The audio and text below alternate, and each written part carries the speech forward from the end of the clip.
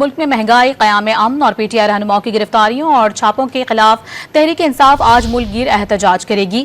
قائد حزب اختلاف عمر ایوب نے عوام سے گھروں سے نکلنے کی اپیل کر دی۔ پیغام دیا کہ عوام نئے الیکشن کی تیاری کریں۔ پی ٹی آئی نے احتجاج سے قبل رہنماؤں اور کارکنان کی گرفتاریوں کا الزام عائد کر دیا۔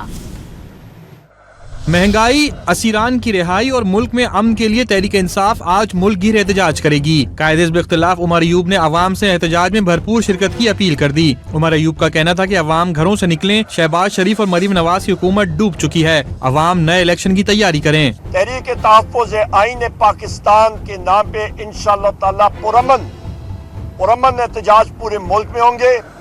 وزیر اعظم عمران خان صاحب، بشرا بی بی، ہمارے تمام اسیران، ان کی رہائی کے لیے، مہنگائی کے خلاف اور پاکستان میں امن کے لیے اور تازہ فریش الیکشنز کے لیے یہ پروٹیسٹ اور یہ پرامن احتجاج ہوگا۔ پی ٹی آئی نے احتجاج سے قبل رہنماؤں اور کارکنوں کی گرفتاریوں کا الزام عائد کر دیا۔ پی ٹی آئی کے سوشل میڈیا اکاؤنٹ سے دعویٰ کیا گیا کہ پنجاب پولیس نے راولپنڈی میں پی ٹی آئی رہنما راجہ بشارت کے گھر پر چھاپہ مارا۔ پی ٹی آئی کی جانب سے یہ بھی دعویٰ کیا گیا کہ لاہور میں پولیس نے پی ٹی آئی رہنما مہر نعیم اللہ کے گھر پر بھی چھاپہ مارا۔ دوسری جانب محکمہ داخلہ پنجاب نے صوبے بھر میں 3 روز کے لیے دفعہ 144 نافذ کر دی۔ پنجاب بھر میں جلسے، جلوسوں، ریلیوں، دھرنوں اور احتجاج پر پابندی ہے، جبکہ اسلام آباد میں بھی دفعہ 144 نافذ العمل ہے۔